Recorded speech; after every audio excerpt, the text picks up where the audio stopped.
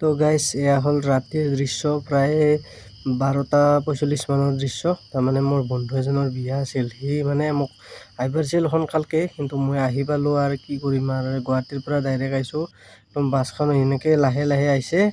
এতিয়া ইহঁতৰ ঘৰত আহি পাইছোঁ, কিন্তু দৰা মানে ওলাই গ'ল অলপ আগতে বোলে, মানে কইনা ল'বৰ কাৰণে গৈছে আৰু। তো মই লাষ্ট অৱস্থাত আহি পালোঁ, সিহঁতৰ মানুহ এটাও নাই। আকৌ এটা নতুন ব্লগৰ সৈতে আপোনালোকক স্বাগতম জনাইছোঁ। আচলতে ভিডিঅ'টো দিয়াতে বহুত দেৰি হ'ল, তো একো নাই, উপায় নাই, মানে কি কৰিম আৰু সময় মিলাব পৰা নাছিলোঁ, তাৰ কাৰণে দেৰি হ'ল। আৰু যোৱাকালি আমাৰ গাঁৱত অৰ্থাৎ 20 ব'হাগ তাৰিখে বিহু আছিলে, গতিকে কিবা কিবি থুলমূলকৈ ভিডিঅ'টোত মিলাই কিনে আপোনালোকৰ মাজত আগবঢ়াই দিলোঁ, গতিকে আপোনালোকে চাব বুলি আশা থাকিল। আৰু এয়া হ'ল মানে আজিৰ দৃশ্য।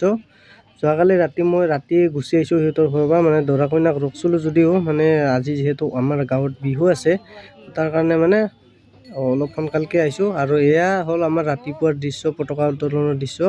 আমাৰ গাঁৱতে আজি বিহু আছে, গতিকে 36তম ৰঙালী বিহু, আৰু তাৰ উপলক্ষে আমাৰ 36খন পতাকা উত্তোলন কৰিব, তো আপোনালোকে দেখাই পাই আছে।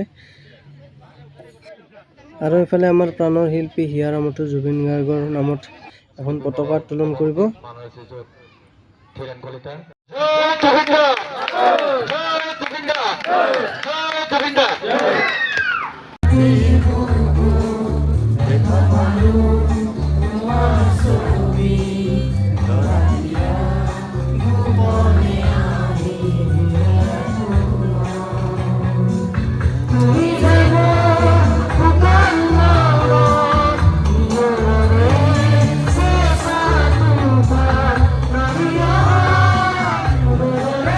আৰু যেতিয়ালৈকে দাদাৰ সেই অভিশপ্ত দিনটোলৈ মোৰ মনত নপৰে, তেতিয়ালৈকে মই ঠিকে থাকিম, কিন্তু যেতিয়া মনত পৰে তেতিয়া মই একদম আৱেগত একদম ভাগি পৰোঁ। তথাপিতো এইটো গীত গাবলৈ বহুত কষ্ট হয়, বিশেষকৈ দাদাৰ এনেকুৱা শ্ৰদ্ধাঞ্জলি অনুষ্ঠানত।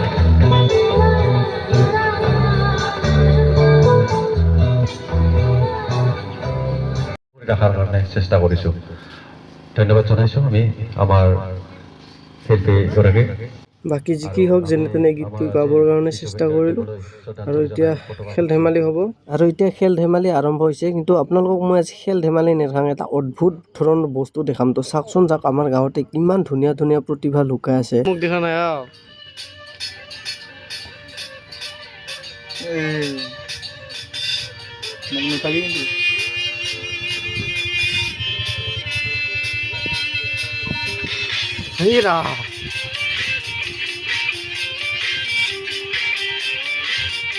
ডিসপ্লে নোহোৱা মোবাইল হ'ব পাৰে, টেলেণ্ট চানা।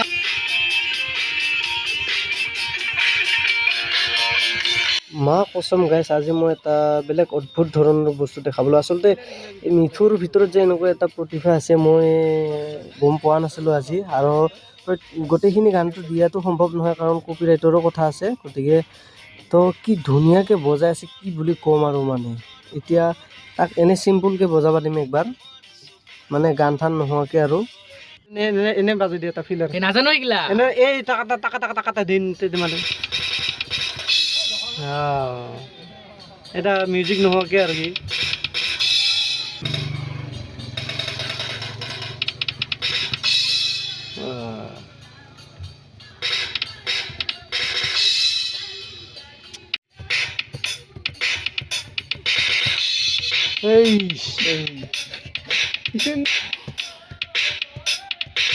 মাতি দিয়া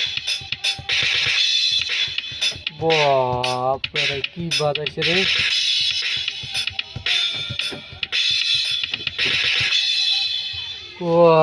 মিঠু। আৰু এতিয়া আহি পালোঁ ঘৰ, আপোনালোকক এটা বস্তু দেখাম। এটা বস্তু মই দেখাই আছোঁ, তো এখন মোৰ পুৰণি ডায়েৰী। এইটো চাওক, মানে এইবিলাক বহুত আগতে লিখা গান।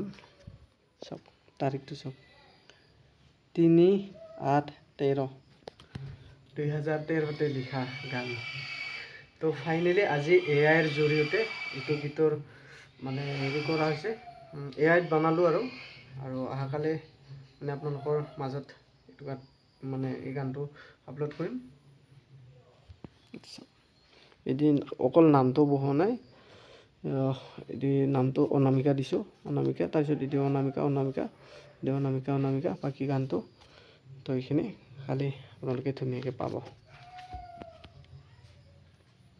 আৰু এতিয়া ডাইৰেক্ট আহি গ'লোঁ বজাৰত মানে অহাৰ কাৰণ এটাই যে আমাৰ গাঁৱত কেইজন মানে একদম দুখীয়া ঘৰৰ ল'ৰা ছোৱালী মানে মেট্ৰিক পাছ কৰিছে। তো সিহঁতৰ কাৰণে এনেই সাধাৰণকৈ মোৰ ফালৰ পৰা কিবা এটা উপহাৰ দিম বুলি ভাবছোঁ। তো তাৰ কাৰণে বেগ নিব আহিছোঁ আৰু কলম সেনেকৈ কিবা এটা মিলাই কিনে দিম। তো এইজন হ'ল ল'ৰা এজন আছে, তো ল'ৰাজনৰ কাৰণে এখন, আৰু বাকী ছোৱালী দুজনী আছে। তো আজি পুনৰবাৰ গুড মৰ্ণিং গাইজ। তো মানে যোৱাকালি অনা বেগ এইখানে আৰু ভণ্টি দুজন আহিছে, ভাইটি আহি পোৱা নাই। তো ইহঁতৰ কাৰণে কলম আনিছোঁ, বেগ আনিছোঁ আৰু কিবা এটা সৰুকৈ দিম আৰু।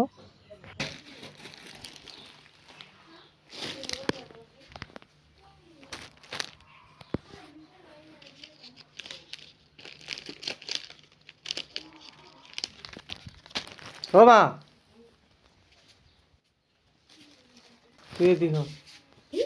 দি এখন দিছোঁ বহি কিনিবা দিম।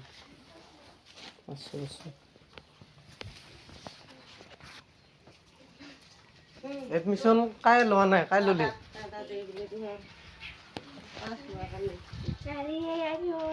নহয় দে আকৌ এখন বেগ আনিছোঁ আৰু এই পইচা অলপমানকৈ দিছোঁ, বহি কিনি ল'লি হ'ল। তো নহয় দে, একো নহয় দে, আৰু ভালকৈ পঢ়াবি এইবাৰ, আৰু ভাল ৰিজাল্ট কৰ। কাৰ এডমিশ্যন লৈছা? তই এডমিশ্যন লৈছা? অঁ তো তোৰ হৈছে। অঁ দে দিলি হ'ল, ভালকৈ হেৰি কৰিলি হ'ল। তো গাইজ সেইখিনি আপোনালোকৰ মাজত মানে ব্লেক কৰি দিলোঁ, কাৰণ এনেকুৱা ভিডিঅ' বনাব মোৰ একদম ইচ্ছা নাথাকে। তথাপিও বহুতে কিবা কিবি কমেণ্ট দিয়ে আৰু মানে লগ পালে, তো তাৰ কাৰণে ভিডিঅ'টো মানে বনালোঁ আৰু।